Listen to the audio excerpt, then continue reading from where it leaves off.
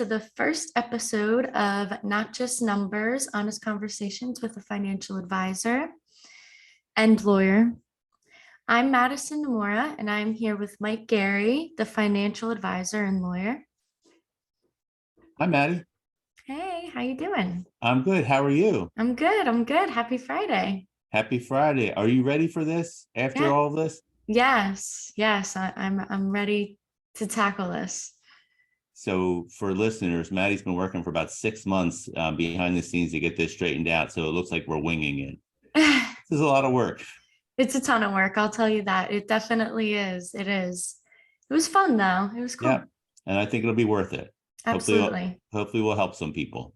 That's the end goal, right? Yeah. That's the goal. Mike is the founder and CEO of Yardley Wealth Management, a firm he founded in 2006. We are located right outside of Philadelphia in Yardley, which is in Bucks County, Pennsylvania. So, Mike, do you want to explain the purpose of this podcast and what you're hoping to do with it? We are really hoping to help people. And we want to do that by having honest conversations. You and I, and sometimes with guests, we'll talk about different things, talk about best practices, some financial rules and regulations, and we'll even talk about things that we see in the media that sometimes I don't think are right or are done without the proper context. There's a Wall Street Journal podcast from recently that we're going to dive into in episode 2 or 3 that I'm really looking forward to talking about. Yes, me too. So where did the name Not Just Numbers, Honest Conversations with a Financial Advisor and Lawyer come from? Well, this is an old story about my oldest, who's an artist. She's a really good painter. One time when she was a teenager, she said to me, "Your job must be so boring, just dealing with numbers all the time." And I explained to her, like, well, I need to know some numbers, but really, like, diving into numbers is about 3% of my job. And mostly what I do is like know what the rules are and the regulations. And so for clients, my job is to provide context so that they can make the right decisions for themselves and their families. And so I need to know numbers, but that's just a small part of the overall conversation with a financial advisor. And so, you know how hard it is to try to find a title that's not already taken by somebody. The Not Just Numbers kind of resonated. For some reason, I remembered that story recently. And then I threw in and lawyer, because you know what, estate planning is a big part of it. I am a lawyer. I paid all that money to go to law school all those years ago, passed the bar back in 96, and have been maintaining my continuing education credits and paying to keep my licenses. So we might as well use it. So what is Yardley Wealth Management? Yardley Wealth Management is an independent registered investment advisory firm. It's wholly owned by me and my wife, Rachel, and we'll talk about Rachel in some of these podcasts, I think. And it's registered by the SEC because we manage more than $100 million of our clients' money for them. And a registered investment advisor, we are independent, and so it's just owned by me and my wife. We don't work for a bank, a brokerage firm, or an insurance company, as most advisors do. Even most independent advisors, when they say independent, it means they don't work at one of the big Wall Street banks like Merrill Lynch or Morgan Stanley. It means they work for an independent broker, which is like Raymond James or LPL or Edward Jones. It's still not entirely independent. It's not the same as the Wall Street places, but it's still not totally independent. And that's not YWM. No, yeah. We are totally independent. Awesome. So what's the mission of YWM? The mission of Yardley Wealth Management is to provide peace of mind and security by providing leading edge wealth management and education. So we really try to help people learn, and we try to do our best for our clients to make sure that they have peace of mind, knowing that they're doing the right things with their money and everything related to their finances. Right. So are you a fiduciary? I am a fiduciary, and Yardley Wealth Management is a fiduciary firm, and we're fiduciaries all the time. That's the so-called F word, fiduciary. It's become more popular in the last few years, and just now, in the last 3 to 5 years, clients have started to look for a fiduciary advisor. And I think it's important. A lot of people don't know it's a thing. And only maybe 5% of advisors are fiduciaries all the time. And what does that mean to be a fiduciary? It means you need to put your client's interests first and act with loyalty and good faith to them. And so that seems to be the right standard for an advisor, right? It's hard to believe that like 95% of advisors don't have to follow that standard. One funny, quirky thing is that for a lot of independent advisors, they act as fiduciaries sometimes. So if they manage a so-called wrap account, or they get a manager for a separately managed account for you, for that account, they need to act as a fiduciary because they're managing money or paying someone to manage money for you. You're actually paying for it. Anyway, in most situations, though, they don't have to act as a fiduciary. So that is a bonkers regulatory scheme. What you have to act with good faith and loyalty to your client sometimes? What the heck does that mean? How do you do it sometimes? You put on your fiduciary hat and say, okay, well, this is the right allocation for this account, and then take off the fiduciary hat and sell like a structured product or a non-traded REIT and make a giant commission. I think for people who are looking for an advisor, they need to look for someone who is a fiduciary to them all the time. There's thousands of us out there. There's no reason to hire someone who's not going to put your interests first. And don't just say, oh, well, my guy's a nice guy. He's okay. He doesn't have to put my interests first. I'm sure he does. Well, maybe he does. But I mean, that's the thing with conflicts of interest. You know, the person making the decisions doesn't necessarily know or realize all the time how conflicted their interests are. Right? It's just like Congress. Everybody hates Congress, but then keeps reelecting their own congressperson. Well, maybe advisory is the same thing. You know, like I think you owe it to yourself to have someone who will always act in good faith and loyalty and put your interests first. If that's an option, why not take it? Sorry for that rant, Maddie. It's one of those things that will get me talking and talking. Yes, yes. So how do people know who's a fiduciary? Like, I know you can advertise as one, but how is there any other way people could know?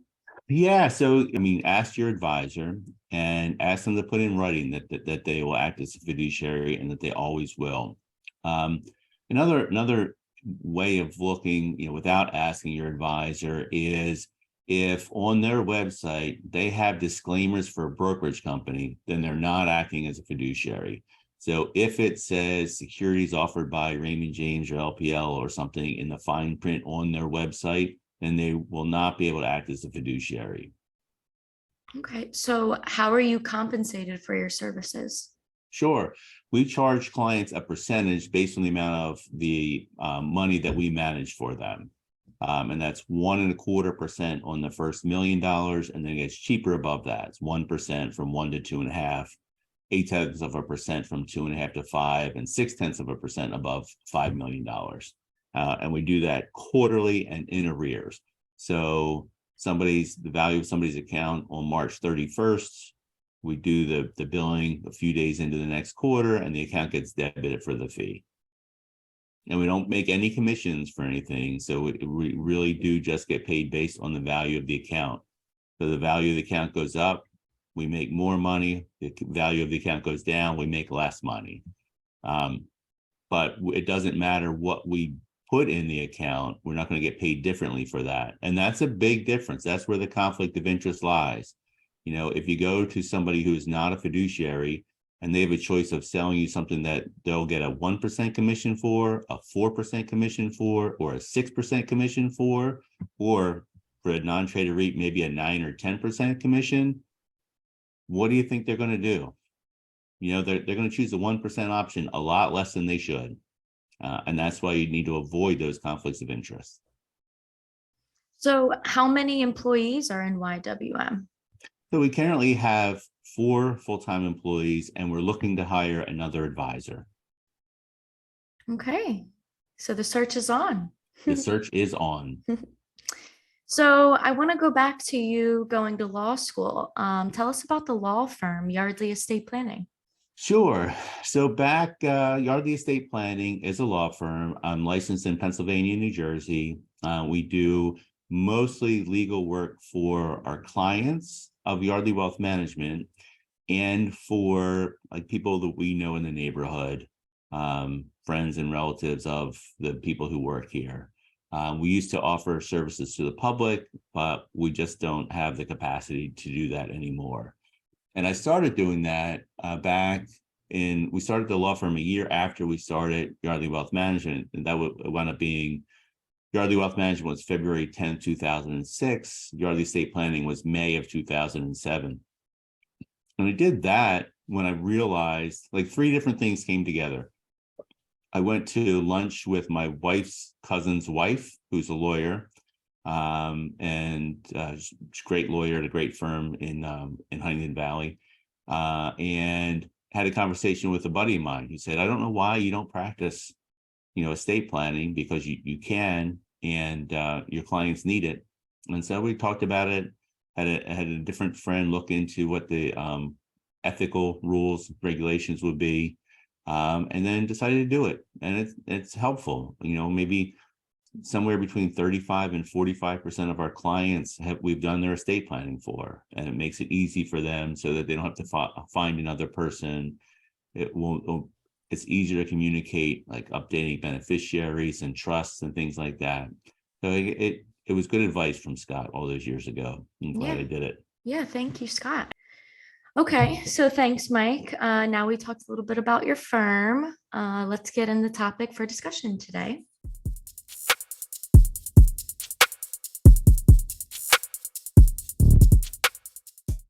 Here's the hypothetical situation.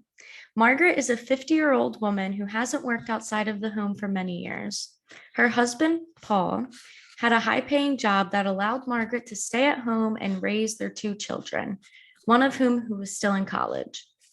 Paul also took care of the family's finances, everything from paying bills monthly to managing the couple's assets and retirement planning. Last month, Paul had an unexpected heart attack and passed away suddenly. Margaret knows she has assets, but doesn't even know what or where they are, let alone how to manage them. Have you ever come across a situation like this? Unfortunately, we have. Unfortunately, it's not that uncommon for someone to die early or young. And in most situations, it's one person that manages the couple's money. I'd say overwhelmingly, it's 90% of partners or spouses. One person does almost everything. Occasionally, bill pay and investments are split up, but usually one person does everything. And a lot of times the spouse who doesn't do it, or the partner who doesn't do it, has really no involvement in it. And so, yes, it makes it really, really hard for the survivor. And now it's even worse than it would have been, 10, 15 years ago, because so many accounts are online. And so 20 years ago, when somebody passed, eventually all the account statements would come in the mail. And then the survivor would say, oh, I have this IRA I didn't know about.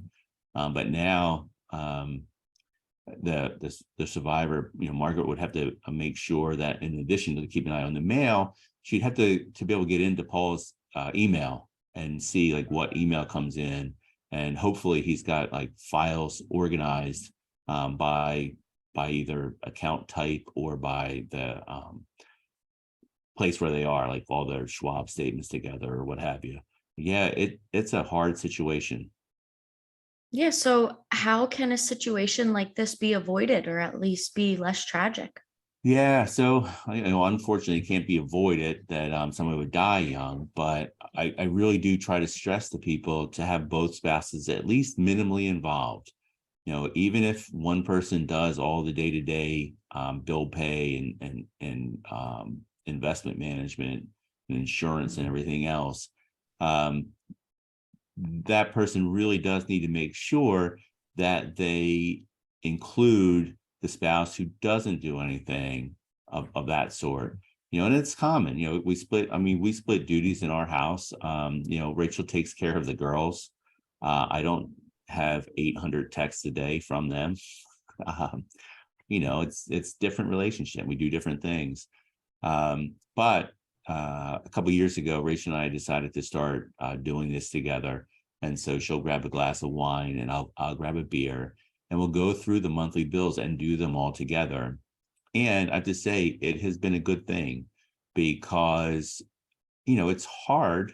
It's time consuming. The first couple of times it took hours, now it probably takes 45 minutes or so. But, we go through all the accounts statements together. We look at all the spending together. We're on board with everything together. We're a team. And I actually think it's helped. We see what spending is, the ebbs and flows, some things that we might regret after doing it. And I think it's a good thing. And, if something happened to me, I think she'd still have a hard time with a lot of the bills and stuff like that, but she'd have a good place to start. And she would know where to find the passwords. She would know which bills get paid when and where. She writes them in the checking account or in the checkbook, so she does literally see them. And so it would still be hard, but we also have a relationship with a CPA, so a lot of people don't necessarily have. And as part of our contingency plan for the firm, if something happens to me, then another advisor nearby buys the firm from Rachel, or if something happens to both of us, buys it from both of us. And so assuming I go before her and too young, she'd have an advisor in place already that she knows and has had dinner with a couple of times, a CPA in place that's done our taxes for a long time now. And she's done the bills. So she would be a lot more prepared than she would have been 5 or 10 years ago. But that's only really because we took those active steps, because at one point something happened with somebody else. And I realized that was a big weakness that we had. I wanted to take the steps to fix it. Sorry for that big rambling answer, but. Yeah, absolutely. It's always good to be prepared. I know no one likes to think about it, but I mean, you never know when things are going to happen or things are going to come up. So we talked about how to avoid it for it to be at least a little less tragic, but what should Margaret do? I mean, obviously it's too late and never for her. So what should she do? Yeah, so she has like a disaster plan now. So the first thing she needs to do is see if she has any kind of income or any kind of assets to create an income stream for her. And so if Paul hadn't used a CPA or a financial advisor, she probably should need to hire both. She needs to call Paul's place of employment to see if he has benefits, life insurance, hopefully, and whatever accounts he has, or any other employee benefits that he might have. And I think that she really, I know it sounds self-serving as a financial advisor, but I think a financial advisor would help, because she needs to come up with some sort of a balance sheet and a proposed income statement to see if she can at least temporarily maintain her current situation, or does she need to move her kids into a smaller house or an apartment or something. And so hiring a financial advisor, the advisor will be able to give her some grounding, to listen to her, let her speak about what's going on, and help come up with a game plan. A lot of this stuff is hard enough, even if you do it. And if you don't do it, and you're dealing with it while raising children and grieving a spouse, it would just really, really be a hard situation. And so I think it would be a great idea for her to find a financial advisor and a CPA. Okay, so I know we kind of talked about it already. So what else could couples do to avoid this situation? Yeah, I think the big thing is really to have open conversation and a plan. Even if you don't have an advisor, you don't need an advisor to have a plan. If as you're working through things, you and your spouse or partner, have a plan where you're going to set aside a certain amount each month in your retirement accounts at work, a certain amount in savings, pay down certain debts, make certain investments, have certain insurance. Like if you know all of that stuff, and have contingency plans, say like, hey, Paul should have 10 times his income in life insurance. And then between that and the amount of assets that they built, in the previous 20 years or 25 years, there's a good chance she would have enough to live on.